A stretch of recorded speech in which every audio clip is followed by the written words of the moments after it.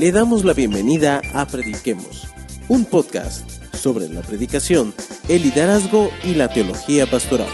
Con ustedes, el doctor Pablo A. Jiménez.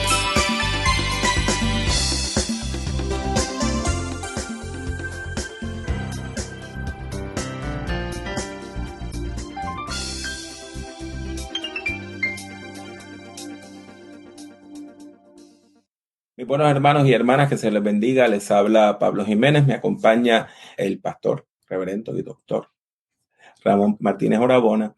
Y venimos a compartir esta transmisión de Prediquemos en Vivo. Saludo, doctor Jiménez, y saludo a todos los hermanos y hermanas que nos sintonizan, que están viendo este programa. Agradecemos las expresiones que han tenido para bien en las últimas 2 ediciones que hemos estado compartiendo con el doctor Jiménez. Las aprecio mucho y les agradezco nuevamente que estén con nosotros en esta noche, o sea en vivo o sea en diferido. Esperamos que sea de gran bendición para sus vidas. Así que Dios me los bendiga. Les recordamos que estamos discutiendo este librito que se llama El ABC de la Predicación. Es un libro muy sencillo, escrito en lenguaje que es accesible a personas que no tienen una vasta preparación teológica. La idea es precisamente que puedan comenzar haciendo sus pininos, dando sus primeros pasos en el campo de la predicación. Este libro presenta 18 preguntas y presenta respuestas a cada una de esas preguntas. La semana pasada hablamos acerca de qué es la predicación, pero hoy el tema que nos ocupa es qué es la homilética. ¿Qué usted puede decir acerca de qué es la homilética? ¿Cómo es que en el libro se define, y después qué usted puede añadir de su experiencia con respecto a qué es la homilética? Bueno, en la forma más sencilla, el libro especifica, y estoy muy de acuerdo con ello, que la homilética es una disciplina, ¿sí? Algo intencional que yo practico. Entonces, esa disciplina estudia la teoría y la práctica de la predicación cristiana, de la que estuvimos hablando el pasado martes. Ese estudio profundo, serio, concienzudo de esa predicación que se va a elaborar. Así que muchas veces se tiende a confundir pensando que homilética y predicación es lo mismo, pero son 2 términos totalmente distintos.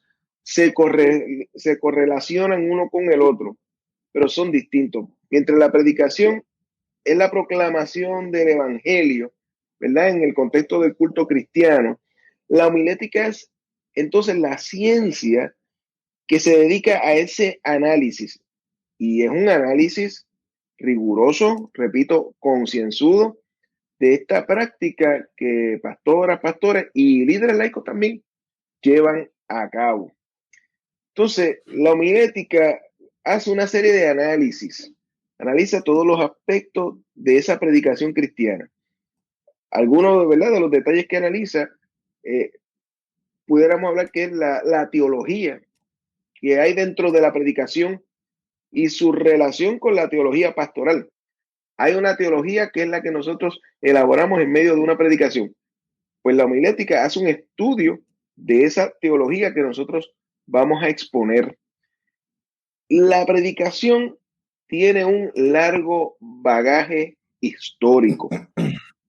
Y entiendo que la predicadora y el predicador de hoy debe también conocer esa historia de ese bagaje histórico de la predicación. Como mencionaba la semana pasada, en la predicación cristiana es importante, ¿verdad?, también ciertos datos, conocer la historia cristiana. Y es ese tipo de clase que quizás no nos gusta mucho cuando estamos estudiando en institutos y en el seminario, porque pensamos que al tener el nombre historia, pues es una cuestión de tener que embotellarnos información o algo más tedioso. Pero la realidad es que cuando nosotros estudiamos tanto la historia cristiana como la historia de la predicación, nos damos cuenta de que es rica y que nos puede ser útil como ejemplos ilustrativos en medio de un sermón que estemos exponiendo. Es importante conocer también los principios lingüísticos y los métodos literarios que están en la Biblia para el momento de la interpretación, porque en la medida que nosotros conozcamos más de esos detalles lingüísticos, conozcamos más de los géneros literarios a los que nos estamos acercando, entonces vamos a poder exponer de una forma más correcta y apropiada ese mensaje que Dios quiere llevar a su pueblo en este tiempo. O sea, he escogido 3 o 4 puntos nada más, pero en ellos vemos con cuánta seriedad se toma la homilética, ese estudio profundo previo a la predicación. Así que la predicación está enmarcada en un estudio profundo, en una preparación de antemano y también en diferentes procesos y técnicas que se hacen necesarias para entonces nosotros poder exponer adecuadamente un sermón. Hay varias técnicas, hay varios procesos que obviamente los vamos a ir tocando también en la medida que vayamos yendo a las diferentes preguntas que el libro toca. Son 18, apenas esta es la segunda, pero le vamos dando, ¿verdad?, embocadura de antemano para que la gente vaya pensando y meditando más adelante en qué diferentes tipos, ¿verdad?, de sermones se elaboran dependiendo del tema que nosotros vayamos a discutir. Hay algo bien importante y quizá la forma más sencilla de explicar la diferencia entre predicación y la homilética es que la predicación es una práctica, algo que usted hace. La homilética es un estudio. Nosotros tenemos mucha predicación. En América Latina hay mucha predicación, se predica mucho. La pregunta es, ¿qué ha pasado con la homilética? O sea, tenemos una práctica amplia. La pregunta es si estamos estudiando esa práctica a profundidad o no.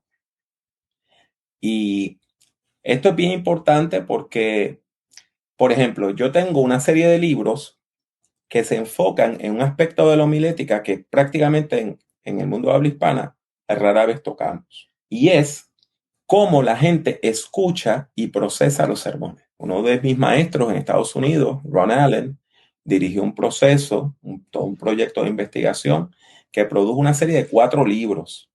Fue un proyecto auspiciado por la Fundación Lilly en los Estados Unidos y fueron a una variedad de congregaciones de distintas denominaciones e hicieron toda una serie de estudios.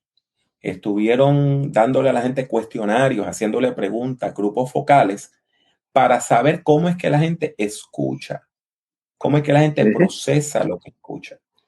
Y una de las cosas bien interesantes es que la gente no necesariamente escucha lo que usted dice. La gente procesa lo que uno dice y a veces escuchan otra cosa. Toda persona que predica le ha pasado que en algún momento, después de la predicación, quizá a la puerta, saludan a alguien y alguien le diga, oiga, pastor, cuando usted dijo tal cosa, eso fue tan importante y usted no dijo eso. Eso fue lo que la persona entendió. Pues mire, eso es un elemento de la homilética que nosotros apenas estudiamos.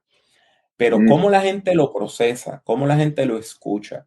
Un elemento nuevo de la homilética es esto, los procesos electrónicos. Cómo nosotros procesamos un sermón que nosotros lo escuchamos en diferido, o que nosotros lo escuchamos por internet. Por ejemplo, yo tengo un sermón que prediqué hace muchísimos años, creo que para allá, para el 2007, 2008. Es sobre el Valle de los Huesos Secos. Esta mañana estaba viendo las estadísticas y en los últimos 28 días ha tenido 2.700 visualizaciones. Tengo otro sermón sobre la vida del apóstol Pablo que se grabó en la iglesia Casa de Oración en San Diego, California, y se llama Transformación, de Saulo de Tarso al apóstol Pablo. Y tiene más de 50,000 visualizaciones y hay personas que me han escrito diciendo que lo han escuchado 3 veces. Yo no te puedo decir por qué una persona escucha ese sermón una y otra vez. ¿Qué es lo que tiene? Yo no sé. Pero evidentemente eso es una de las cosas que tenemos que estudiar. Otro tema de estudio que está en nuestro campo, el mundo de habla hispana, en un campo que apenas hemos tocado, es el hecho de cómo las mujeres predican. Eso es algo que nosotros apenas lo estamos estudiando. Carol Noreen escribió hace mucho tiempo un libro que se llama The Woman in the Pulpit, la mujer en el púlpito. En ese libro ella dice algo que a mí me chocó. Ella dice que las damas que predican, a veces como se sienten que están en un ambiente hostil, que hay personas que no las van a aceptar, que hay personas que las van a rechazar, antes de que alguien diga algo en contra de ellas, ellas mismas se critican. Lo que están haciendo es quitándose la autoridad. Eso a mí me chocó. Pero entonces, cuando yo tenía mi práctica, yo estaba enseñando en Texas en aquel momento, veo que una tras otra tenía estudiantes que empezaban diciendo, no soy buena en matemática, o yo no sé usar una computadora, o mi novio me abandonó. Entonces seguían diciendo como puntos negativos de ellas mismas al mero comienzo del sermón. Yo nunca había visto eso hasta que leí el libro de Carol Noreen y ella dice que esto es una práctica. ¿Es ese el caso del mundo de habla hispana? Yo no sé. Lo que quiero decir con esto, Pastor Ramón, es que hay una tremenda diversidad de temas que nosotros debemos aprender a estudiar y a considerar relacionados al tema de la homilética y al tema de la predicación. Son muchos los temas y son muchos los elementos que no necesariamente tienen que ver con cómo uno hace el sermón y lo presenta, que van mucho más allá. La misma teología de la predicación, que es parte de la homilética, la gran pregunta, ¿cómo Dios se manifiesta en un sermón? El milagro de la presencia de Dios en un sermón. Eso es uno de los temas que estudia la homilética. O sea que la homilética estudia de los aspectos técnicos, teológicos, sociológicos, y por eso es que es un campo de estudio tan amplio. Una última cosa es que a las personas que nos dedicamos al arte de la predicación, a veces nos acusan de que somos personas que conocemos un poquito de todo, pero que no conocemos nada a profundidad. En Estados Unidos hay una frase que dice, Jack of all trades, masters none. Que cuando usted tiene una persona que sabe hacer todos los oficios, pues no se especializa en ninguno. Hay una realidad, y es que la predicación es algo interdisciplinar. O sea, si tú vas a predicar, necesitas aprender Biblia. Si tú vas a predicar, necesitas conocer algo de historia de la iglesia. Claro está, necesitas saber algo de la teología. Si vas a hablar un sermón de consejo pastoral, pues tienes que saber algo de consejería. Si vas a hablar sobre familia, pues debes saber algo de terapia familiar. O sea, que la predicación es algo bien amplio. Nos obliga a nosotros a entrar en diálogo con toda una serie de disciplinas. ¿Qué le parece eso a usted, pastor? Claro, yo lo entiendo y lo comparto y estoy muy de acuerdo. En ocasiones también aquellos que nos dedicamos precisamente al estudio serio de la escritura y en la búsqueda de cada día mejorar más, ¿verdad? La predicación, no vamos a estar exentos también de ciertas críticas. Hay ciertos sectores que pueden pensar que, punto, nosotros no necesitamos de esto porque con el Espíritu Santo es suficiente. Y la realidad es que podemos hacer la homilética y depender simultáneamente del Espíritu Santo. El Espíritu Santo nos guía a toda verdad. El Espíritu Santo nos ayuda a comprender y entender mejor la Escritura. No vamos a delegar, ¿verdad?, esta responsabilidad que Dios nos da de nosotros hacer nuestro mejor esfuerzo por buscar, encontrar la palabra, discernir la mente de Dios en oración, pero al momento, ¿verdad?, de exponer también sabemos, los que predicamos, que estamos sujetos al Espíritu Santo. Estoy seguro que al profesor le ha sucedido, a mí me ha pasado en muchas ocasiones. Estamos predicando y llevamos, ¿verdad?, una estructura sermonaria ya dispuesta para ser expuesta. Bueno, y en ocasiones, en medio de la predicación, comienzan a llegar estos añadidos de parte del Espíritu Santo. Y uno tiene que ser sensible a la voz de Dios y lo expone igualmente y sale poderosamente. O sea, una cosa no excluye a la otra. Al igual también que pasa con el ejemplo que mencionó sobre las damas que predican, quienes tienen todo mi respeto y admiración. Muchas veces nosotros mismos los latinos nos sentimos quizás cohibidos en otros escenarios al momento de predicar y quizás caemos en esta misma actitud de excusarnos y hasta cierto punto lapidarnos nosotros mismos previamente para, ¿verdad? Decir un tipo de menosprecio velado antes de nosotros predicar.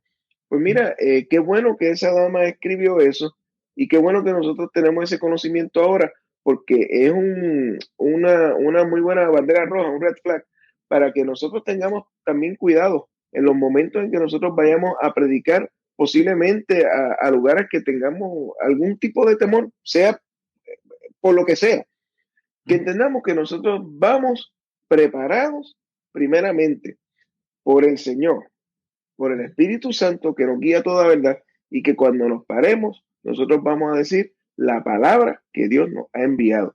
Y para decir esa palabra, no hay que comenzar con estas previas de excusarnos, de decir, pues mira, aquí esto, ¿verdad? Vengo a traer esto, pero tengo y este otro problema. No, la gente no va a escuchar allí cuál es el problema particular tuyo y mío, ni tampoco la excusa. La gente va a escuchar la palabra de Dios. Sí. Y quieren procesar esa palabra de Dios. Y eso es bien común en el mundo latino, ¿verdad? La persona Sí. que va a predicar y dice, bueno, hermanos, perdonen que yo no me pude preparar bien, que tengo la voz afectada. Son como una serie de lugares comunes, de excusas comunes que uno escucha. Y a veces son personas que inocentemente piensan que lo están diciendo de una manera humilde, pero no se dan cuenta que le están diciendo a la gente, no me escuche. Si yo me voy a parar a hablar y lo primero que digo es, yo no estoy preparado para hablar, pues entonces le estoy diciendo a la audiencia, pues no me presta atención.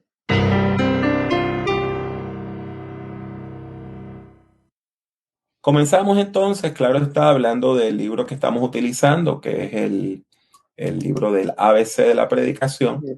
Y en las notas que están adjuntas a esta transmisión, usted encuentra los enlaces para poder adquirir este libro. Tiene un precio muy módico y lo puede conseguir en papel, lo puede conseguir en formato Kindle, y si usted tiene Amazon Prime, lo puede pedir prestado, lo puede leer gratuitamente de parte de la compañía Apple por medio del sistema Kindle.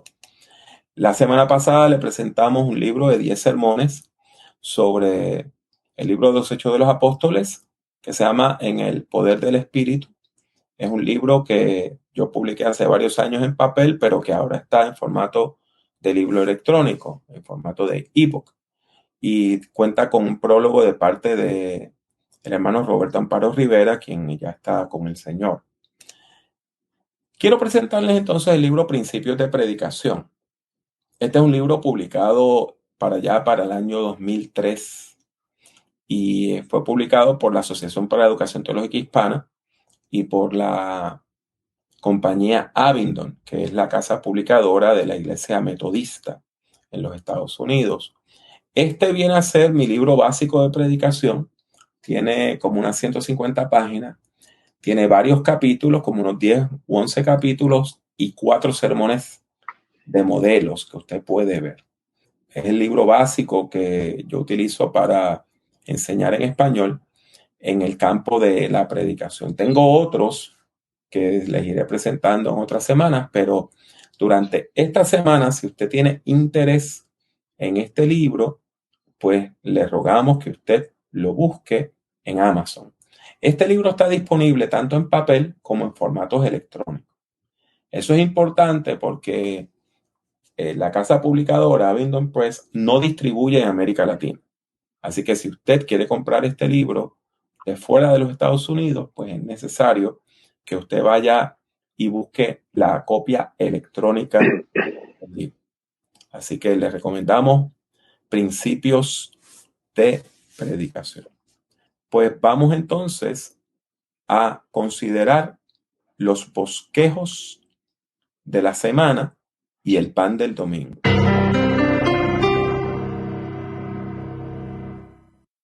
Las lecturas del leccionario común revisado sugeridas para este domingo 19 de junio, una vez más, no tienen nada que ver con el Día de los Padres, aunque en los Estados Unidos se celebra el Día de los Padres. Y a veces las lecturas del Antiguo Testamento y las lecturas del Salmo se presenta lo que se llama una lectura alterna. Así que usted tiene la lectura recomendada y una segunda lectura que usted puede utilizar. Estas son las lecturas recomendadas para este próximo domingo. La primera es Primera de Reyes 19, del 1 al 5, y puede continuarlo hasta el versículo 15. Esta es una porción muy interesante. Proviene del ciclo de historias de Elías, del profeta Elías. La Biblia nos dice que Elías vivió un tiempo de crisis, ¿verdad?, donde había un rey llamado Acab, en algunas traducciones de la Biblia se pronuncia como Ahab, que se casó con una princesa libanesa que venía de el Líbano. Y esa joven había sido sacerdotisa de Baal, que era la divinidad principal que se oponía al Dios de Israel. Y Baal era una divinidad de la fertilidad, para decirlo de otra manera, el dios del sexo. Y el culto a Baal, pues, no piense que era que la gente cantaba y oraba, sino que era más bien que se llevaban a cabo actividades sexuales. Y los sacerdotes y las sacerdotisas eran básicamente personas que ejercían algún tipo de prostitución religiosa. En este caso, en esta lectura, nosotros tenemos un episodio bien interesante de la vida de Elías, donde después que él se enfrenta a 450 profetas de Baal, Jezabel le dice que lo va a matar y él escapa. Él escapa. Y en ese proceso, él llega hasta el monte Horeb. Y ahí él se encuentra con Dios. Y Dios le pregunta que qué es lo que él está haciendo allí. En ese proceso de preguntarle qué estás haciendo allí, Elías le dice un par de veces a Dios un discursito. He sentido un vivo celo por ti, porque han matado a todos tus profetas y yo soy el único que queda. Dios le vuelve a preguntar, como que, bueno, en serio, ¿qué es lo que tú haces aquí? Y le dice el mismo discursito. Y ahí Dios le dice, bueno, como tú crees eso, hasta aquí llegaste como profeta, te voy a destituir, vas a salir de aquí y vas a ungir a Eliseo como profeta en tu lugar. Tú lo sustituyes. Y después le dice, y tú dices que eres el único, me quedan 7,000.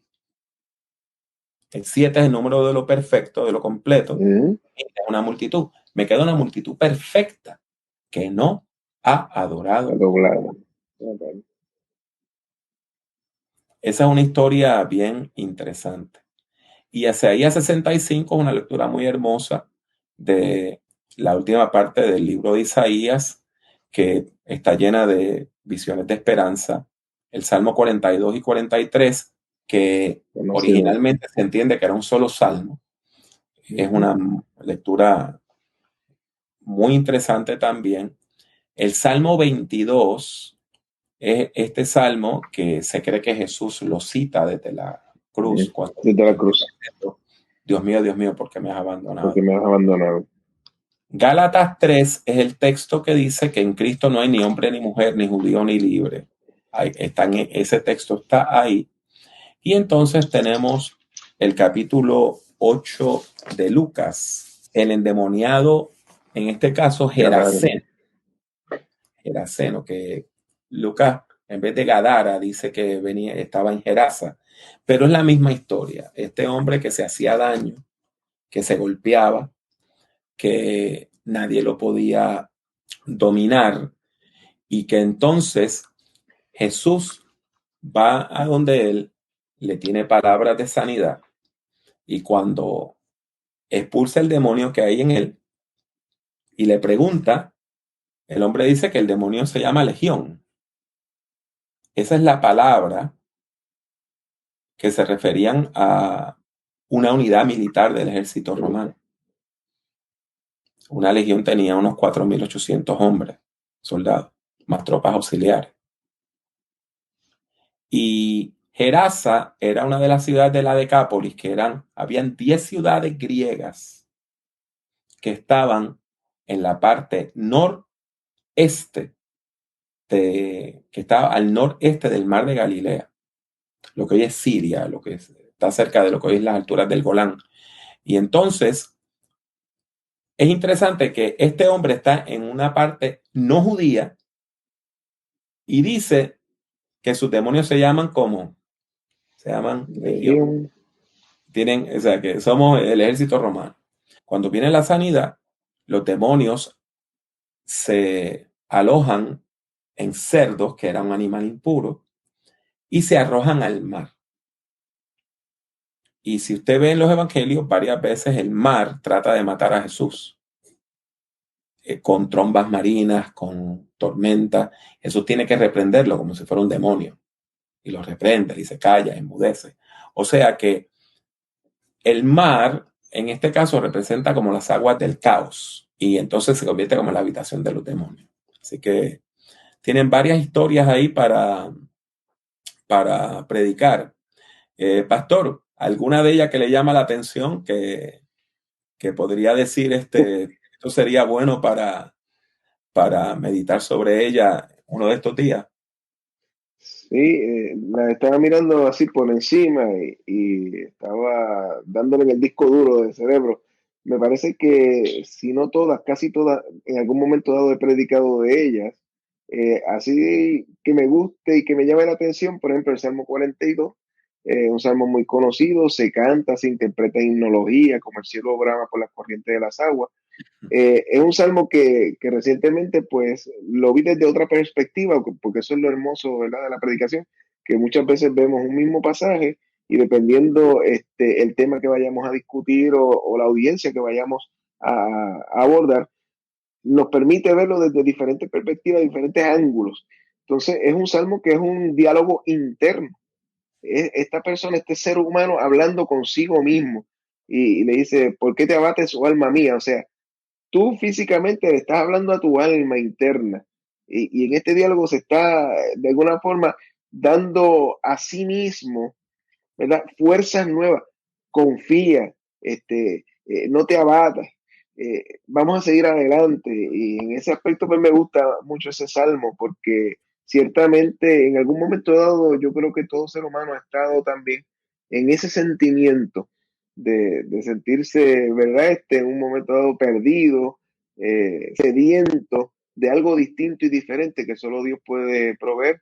Y qué bueno que podemos internamente tener ese diálogo con nosotros mismos sabiendo que hay un triálogo, que somos nosotros con nosotros mismos, pero que Dios también está envuelto. En el caso del pasaje de Lucas, que me fascina el Evangelio de Lucas, los que me conocen lo saben muy bien, es un pasaje maravilloso que vemos, ¿verdad?, a este gran hombre de Dios, Lucas, que era un escritor depurado, un historiador muy cuidadoso, puso, ¿verdad?, todo en orden, un correcto orden cronológico, los eventos, que ese fue, ¿verdad?, a principio del Evangelio, él estipuló que él quería poner las cosas en ese correcto orden.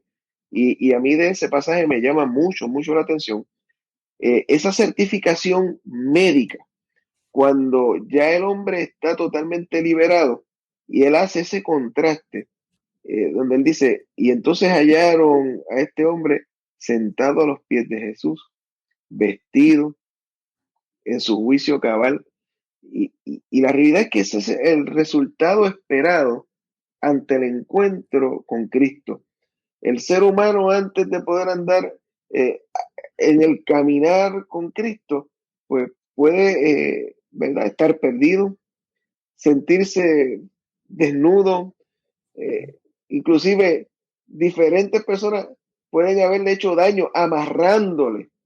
Y la verdad es que amarrar a un ser humano es despersonificarlo. O sea, psicológicamente este hombre estaba destruido, físicamente tenía que estar agolpeado, anímicamente tenía que estar por el piso, pero ante el encuentro con el Señor fue liberado. Y cuando se es liberado, cambia todo, cambia su aspecto físico, o sea que es un testimonio público, la gente ve a este otro ser humano, el mismo, pero viviendo de forma distinta y diferente. ¿Ves? Eso es lo bonito de la predicación, que podemos verlo desde muchas perspectivas. Como bien mencionaste, desde la perspectiva de vencer sobre el mal y el mar con R también. Y ver el punto también de este hombre. Tristemente, está uno de esos pasajes también que uno se va con ciertas dudas de si la gente que estaba allí vio la liberación, ¿cómo es posible que le diga a Jesús, vete de aquí? ¿Verdad? No vuelvas más. Eso está también en ese pasaje. Y el pobre hombre, está suplicándole al Señor, Señor, déjame irme contigo. O sea, después que has hecho esta obra tan bonita, ¿sabes? Entonces, me vas a dejar aquí con esta gente que no te quiere. Y las últimas palabras del Señor a aquel hombre fue, vete y cuenta cuán grandes cosas ha hecho Dios contigo. Un pasaje que realmente me impacta cada vez que lo leo. Y cuando lo predicamos, ¿verdad? De la forma correcta, al primero que impacta es precisamente al emisor de ese mensaje de parte de Dios. Así que exhorto a los hermanos y hermanas, amigos y amigas que nos están viendo, a que si usted tiene en su corazón ese deseo de predicar, prepárese, adquiera de estos libros que se están presentando, que son excelentes, los he podido leer todos y cada uno de ellos, y les garantizo que esos libros van a ser de bendición para su vida, al igual que va a ser de bendición el prepararse correctamente, el orar y el exponer la palabra. No hay nada más hermoso en este mundo que exponer la palabra del Señor y ver el fruto de esa predicación que estamos elaborando. Bueno, gente, vamos ahora a ver el bosquejo de la semana. Les voy a presentar un sermón completamente distinto para el Día de los Padres. Por lo regular, cuando nosotros vamos a Mateo 1, pues pensamos en Navidad. Y el texto donde Dios le habla a José, el carpintero, por medio de una visión. Y le dice que se quede con María, porque el niño que ha de nacer pues ha sido engendrado de manera milagrosa y que tiene una misión especial y que le debe poner por nombre Emmanuel, que quiere decir Dios con nosotros. Dios con nosotros. Siempre pues yo había predicado ese sermón desde el punto de vista de la Navidad. Sin embargo, en una de las últimas veces que ya como pastor de una iglesia local en Puerto Rico, pues estuve predicando Día de los Padres, pues escribí este bosquejo que se llama El Padre Olvidado. En este sermón lo que hago es comparar pues la paternidad de Dios con la paternidad humana. Comienza indicando de que en la sociedad actual pues hay varios tipos de familias, ¿verdad? No todas las familias son papá, mamá y los chicos en un matrimonio intacto, sino que nosotros tenemos muchos tipos de familias. Y en la Biblia nosotros también encontramos pues muchos tipos de familias. En este caso, el caso de José de Nazaret, el esposo de María de Nazaret, viene a ser el padre de Jesús, aunque no es su padre biológico. Y él sabe que el niño no es de él. La Biblia nos dice que hay un momento donde él dice, yo no quiero estar en esta situación, y él piensa alejarse. El problema era que en el mundo de Jesús se hacía una práctica que nosotros no tenemos hoy. Después que la pareja estaba comprometida, legalmente estaban casados aunque no estuvieran viviendo juntos. Y la única manera de romper el compromiso era con una carta de divorcio. En este caso, para adquirir esa carta, José tenía que ir ante los ancianos del pueblo, los líderes de los clanes, los líderes de las familias extendidas, y acusar públicamente a María, diciendo, ella está esperando un chico que no es mío. Ella está esperando un bebé que no es mío. Y acusarla públicamente. Entonces, José prefiere él escapar para que la gente piense que él la había embarazado y la había abandonado. Y ahí es que él tiene la visión. Esto es bien interesante porque yo no me crié en la iglesia y mi familia no era cristiana ni religiosa. Y lo que yo aprendí de niño es que José se quería ir porque era un irresponsable. Cuando el texto bíblico lo que nos dice es que él quería proteger a María de la infamia. José actúa como el padre adoptivo de Jesús.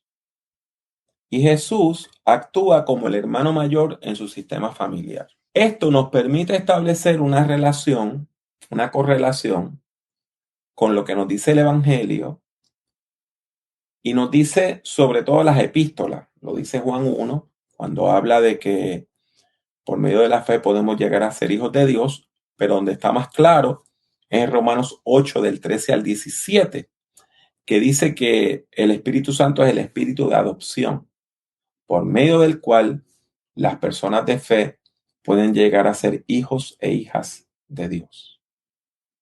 Entonces, podemos establecer una correlación entre José como padre adoptivo y Dios como padre adoptivo. Del mismo modo que José accede a adoptar a Jesús, Dios nos adopta por medio de la fe en Jesucristo y llegamos a ser hijos e hijas de Dios. Y esa es la buena noticia del Evangelio, que por medio de la fe podemos llegar a tener una relación de ser hijos e hijas de Dios. Excelente, no la vi venir. Me circunscribí a Mateo capítulo 1 precisamente a mensajes en la Navidad, así que tengo ahí para desarrollar un sermón del Día de los Padres muy efectivo, desde otra perspectiva, interesante por demás. Y la comparación final, obviamente, que nos las hace a nosotros en el día de hoy, más que excelente, definitivamente. De alguna manera u otra podemos relacionarnos siendo hijos adoptivos del Señor.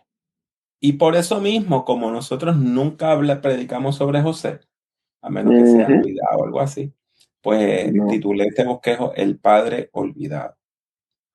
Este es otro de los sermones que va a estar incluido en la Biblia homilética que estamos preparando y que esperamos completar durante este verano y que ya esté en maquetación y producción en los próximos meses. Así que con humildad pues le presentamos estas ideas para la predicación y para la enseñanza. Este domingo fui a la iglesia, a una iglesia anglo de los discípulos de Cristo.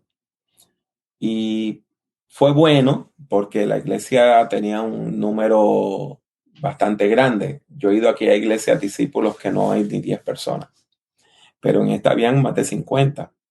Y se notaba una iglesia viva, había jóvenes, había niños, que eso no es necesariamente lo que uno ve en muchas de las iglesias acá en los Estados Unidos. Y entonces, si usted recuerda, pastor, la semana pasada recomendamos predicar sobre Romanos 5 del 1 al 11 y hablamos de justificados pues por la fe tenemos paz para con Dios por medio de Cristo, y hablamos de la escalera que hay en el texto, de cómo iba subiendo, el pues produce perseverancia y así por el estilo. Y pues definimos el concepto paciencia. Exactamente, como de la forma correcta. Paciencia militante. Militante. Pues el pastor leyó el texto bíblico. Algo, ¿verdad? Lo leyó muy bien. Entonces yo noté algo que yo no recomiendo. Yo siempre le digo a mis estudiantes que no hagan eso, sobre todo en el mundo hispano. Él cerró la Biblia y la guardó. En vez de dejarla sobre el púlpito o a un ladito del púlpito, sencillamente el púlpito tenía una gaveta, abrió la gaveta y guardó la Biblia y cerró la gaveta. En mi experiencia, eso a veces le dice a la gente que la Biblia no es importante. Eso no es lo que él quería hacer. Pero hay personas que cuando ven eso les choca. Como que ya la leí, no la necesito. Pues el hecho es que el pastor predicó un sermón temático. Y está bien predicar sermones temáticos, no es problema. Predicar sermones temáticos. Donde él habló sobre el sufrimiento. Y su idea central fue: no desperdicias el sufrimiento. Porque el sufrimiento tiene un nivel educativo. Uno puede aprender del sufrimiento. El hombre terminó de predicar, acabó el culto, yo lo saludé en la puerta, él no me conocía, yo me presenté. Yo tenía curiosidad, le pregunté dónde había estudiado homilética, me dijo que había sido aquí en Duke, en el seminario de Duke.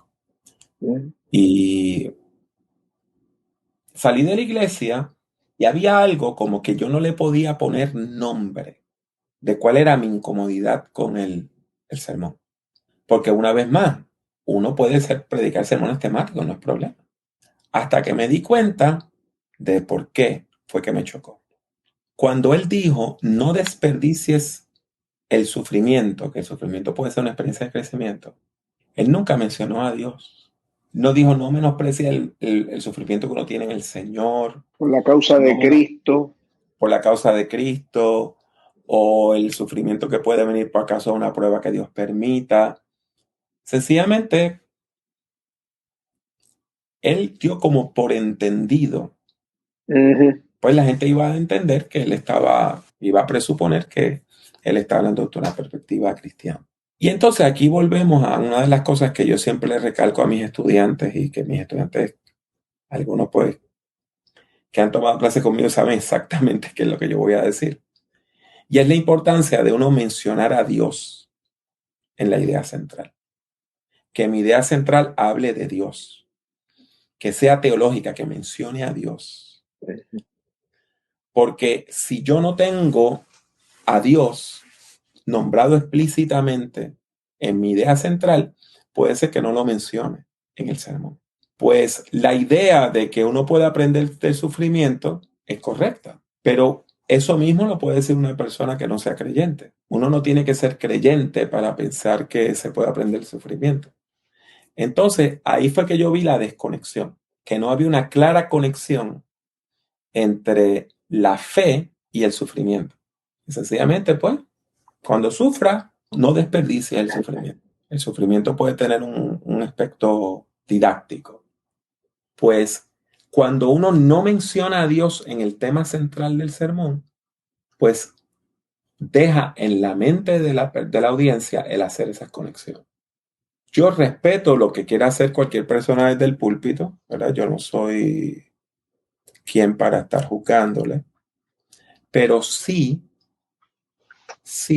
quiero recalcar que yo prefiero que el sermón sea expresamente teológico, que hable de Dios.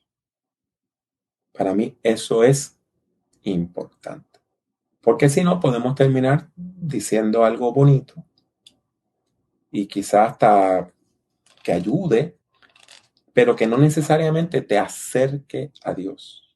Porque la meta de la predicación es precisamente acercarnos a Dios.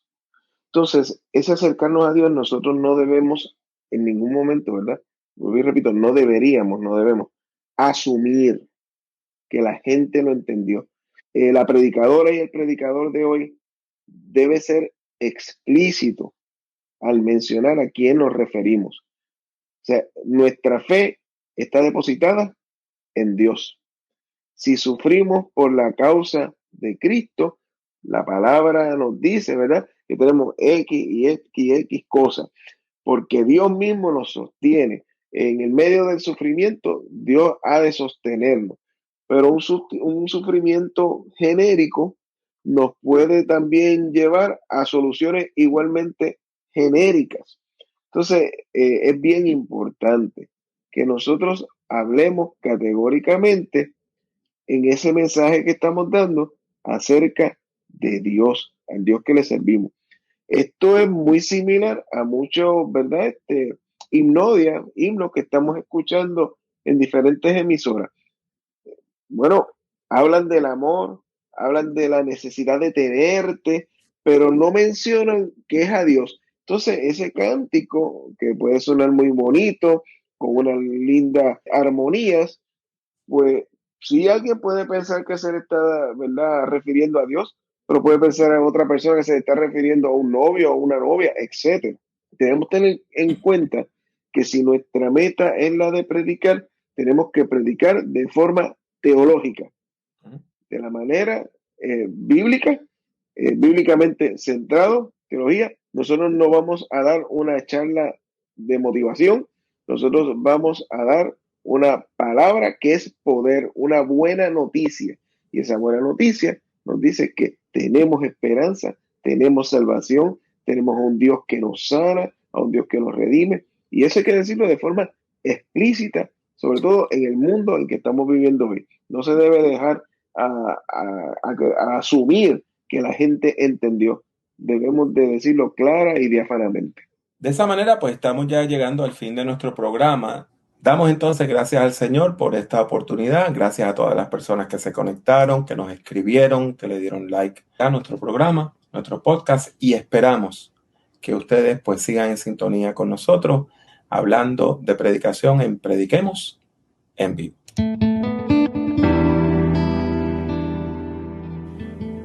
Gracias por escuchar Prediquemos. Puede encontrar otros escritos, audios y videos del Dr. Jiménez en su página personal www.drpablojimenez.com. Siga al Dr. Jiménez en Twitter, Instagram y YouTube. Sintonice Prediquemos y comparta nuestros enlaces con sus amistades. Que Dios le bendiga mucho y que Dios le bendiga siempre.